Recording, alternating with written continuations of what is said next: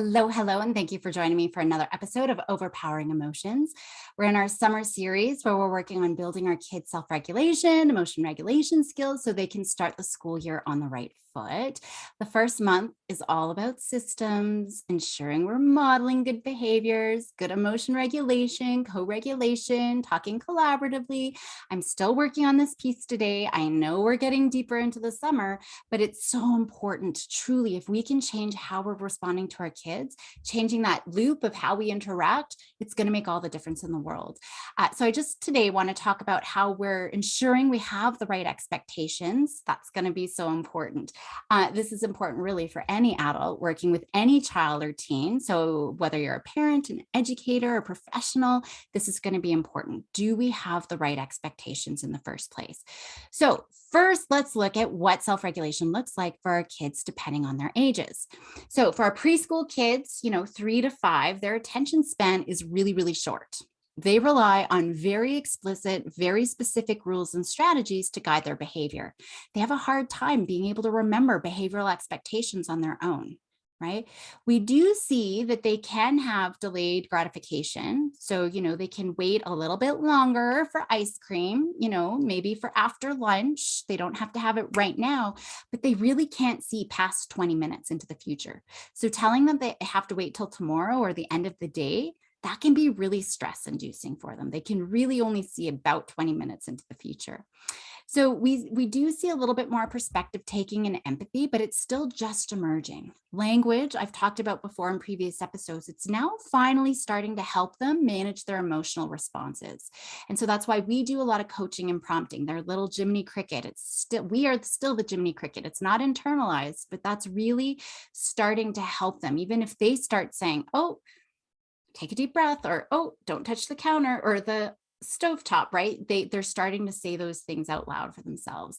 In middle childhood, so early elementary, 6 to 10 years old-ish, that little Jiminy Cricket voice starts to internalize, right? They can start to talk to themselves. They can start to make good decisions. Should I do this or should I do that? Starting to think about how should I behave in the situation. They start to become a little bit more flexible. They're starting to manage their emotions a little bit better. They can also start to engage in some of that social problem solving here just a little bit better. Remember, when I was talking about what do co-regulation supports look like, it's helping them internalize that voice and get to the flexibility and the social problem solving, and they are starting to develop those skills. And then we get into those tween and teen years that go into, later early adulthood. So that starts at about the 11 and 12 years. You've probably already seen that if you've got kiddos that age or you work with kiddos that age. They do have increased focus. They can start to self-monitor their behaviors, right? A little bit better, still not perfect, but they can see, ooh, I shouldn't have said that, or ooh, should I do this? But they should be able to follow rules, and follow through with things that you ask them, follow rules, even if you're not right there in the room with them, they can try to make those decisions. They can learn and use strategies to manage distress on their own. Now, remember, their brain is very reward seeking in these teenage years, and they're definitely going to make poor decisions in the moment, usually worse than when they were younger.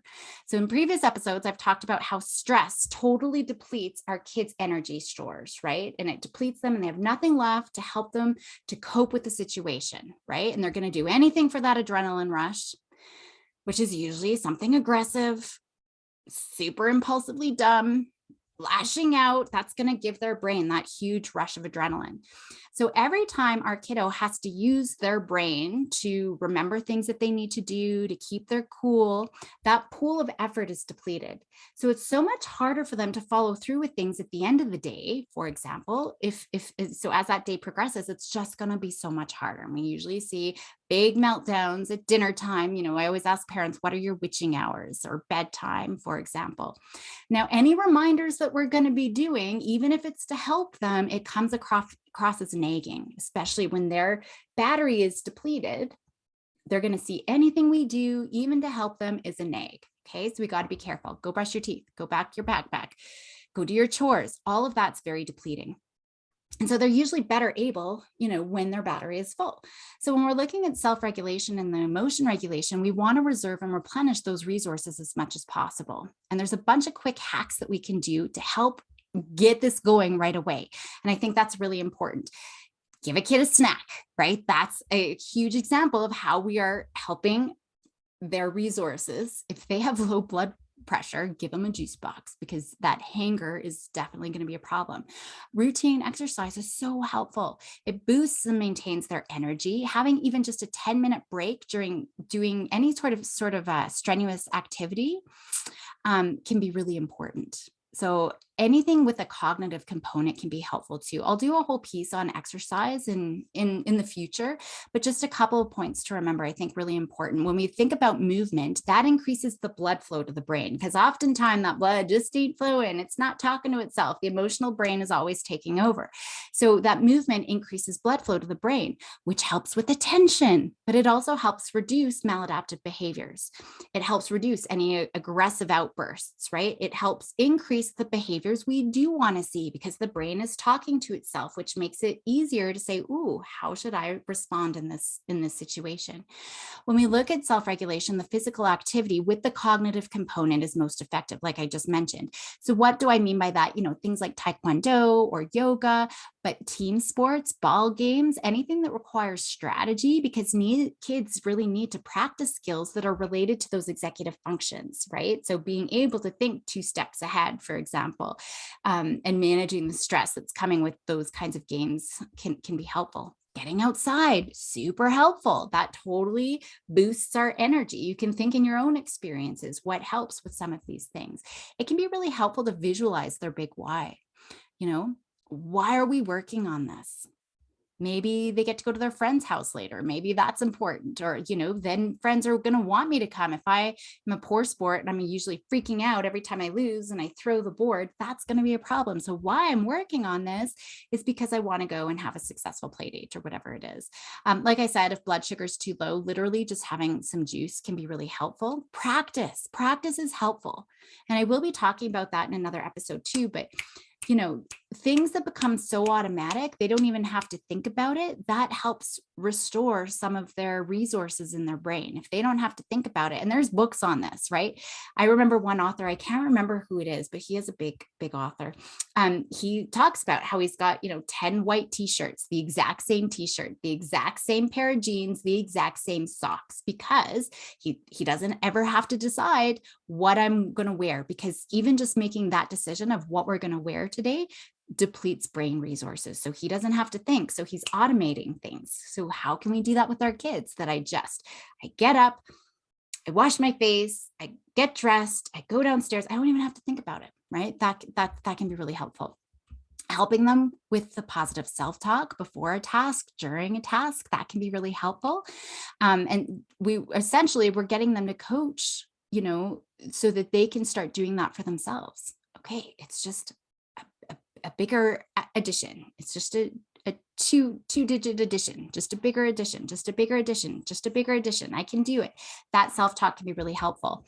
I've already talked about stress, rushing in the mornings. That adds so much stress to our kiddos. So one of the things we can really focus on is starting the day off right?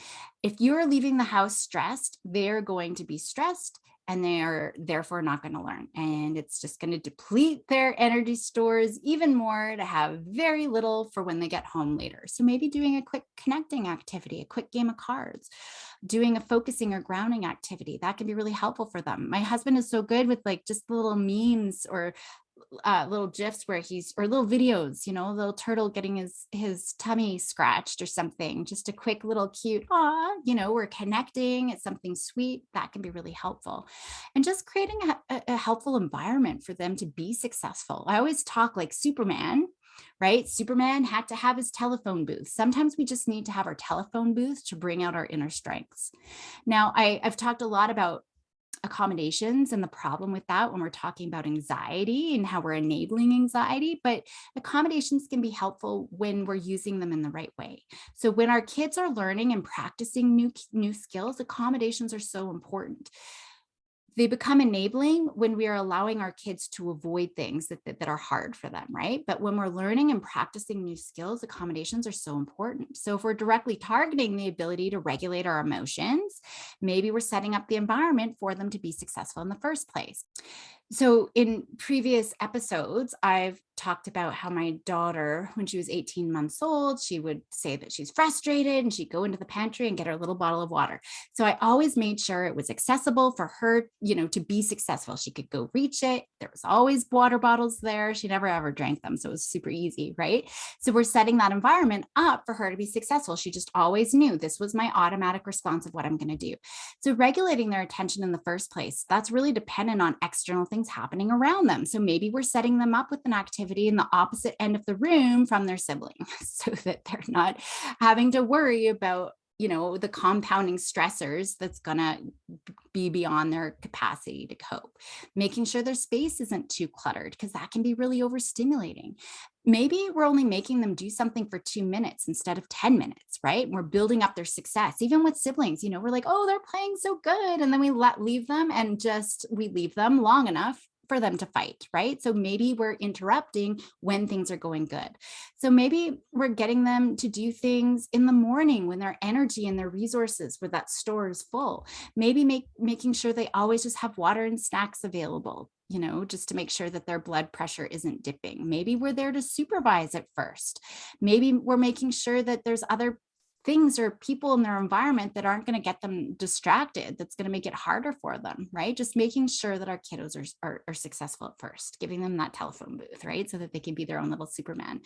And part of that's making sure that our expectations match what they're capable of, right? And what they're capable of might be different in the morning compared to the end of the day, or different when their cousin is there versus when their sibling is there. So we need to think of the context as well.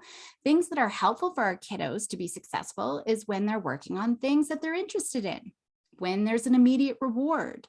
And it could be, an enjoyment of the activity. It could be they're getting positive feedback frequently, right? If there's someone there having fun with them, someone there to help supervise them, when there's really clear expectations, when they have all the materials that they need, when there's a nice, calm environment. So we got to look at all of those things. It's way harder to learn skills, when they have to do something boring, when it's going to take forever, when they don't see any relevance to themselves. There's no positive outcomes from doing it.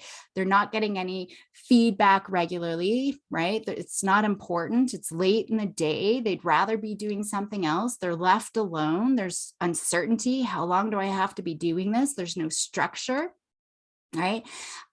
Maybe they don't have all the materials that they need. There's just too much noise and stuff going on in their environment. It's too overstimulating. So when we're looking at learning skills, it doesn't matter if it's frustration tolerance or if it's perseverance, if they're learning a math problem. It's important that we're giving them the right environment for them to be successful. And we're giving them something that's challenging, but also engaging. And we have to be flexible too. We're going to collaborate with our kiddos, give them choices, right? Giving them what's going to be motivating for you. Why should we work on frustration tolerance or emotion regulation? All of that's going to be helpful.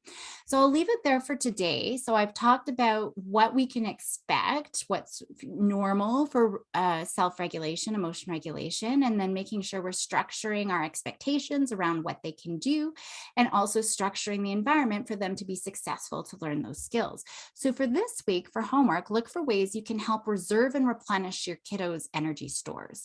And if you're working with families, having parents be able to identify how can we do that, especially in the problematic times of day, right? How can they structure the environment for their kiddos to be successful, to be able to learn and practice new skills, even if those skills are frustration tolerance. And we're going to have lots of repetition. And I will be talking about how we can set those up, what skills, when we get into the kids skill development, what skills they need to learn specifically and how we can set that up.